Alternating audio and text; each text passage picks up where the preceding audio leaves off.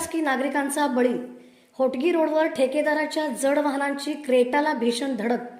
आपत्कालीन यंत्रणेलाही अडथळा. प्रशासन नेमकं करतंय तरी काय? सोलापूरच्या होटगी रोडवर सुरू असलेले सिमेंट कॉन्क्रीट रस्त्याचे काम आता नागरिकांसाठी जीवघेणे ठरत असल्याचा आरोप होत आहे. किर्लोस्कर कंपनीजवळ ठेकेदाराच्या आयवा जड वाहनाने एका क्रेटा कारला जोरदार धडक दिल्याने मोठा अपघात घडला. प्राथमिक माहितीनुसार श्री सिद्धेश्वर कारखान्याकडून जड वाहतूक सुरू असतानाच समोरून आलेल्या ठेकेदाराच्या वाहनामुळे हा अपघात झाला.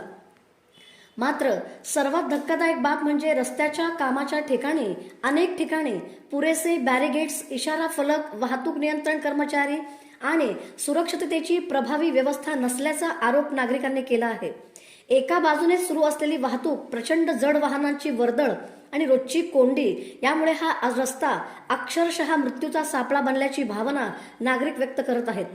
सर्वात गंभीर प्रश्न म्हणजे याच क्षणी एखाद्या रुग्णाला हृदयविकाराचा झटका आला, गर्भवती महिलेला तातडीने रुग्णालयात नेण्याची वेळ आली किंवा अग्निशमन दलाची गाडी या मार्गाने जावी लागली तर या वाहतूक कोंडीत त्यांना मार्ग कोण देणार?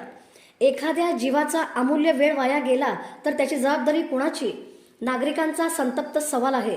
ठेकेदारांच्या मनमानीवर प्रशासनाचा अंकुश आहे का? पोलीस आणि संबंधित विभाग सुरक्षित वाहतुकीची जबाबदारी कधी घेणार? की आणखी एखादा निष्पाप जीव गमावल्यानंतरच यंत्रणा जागी होणार?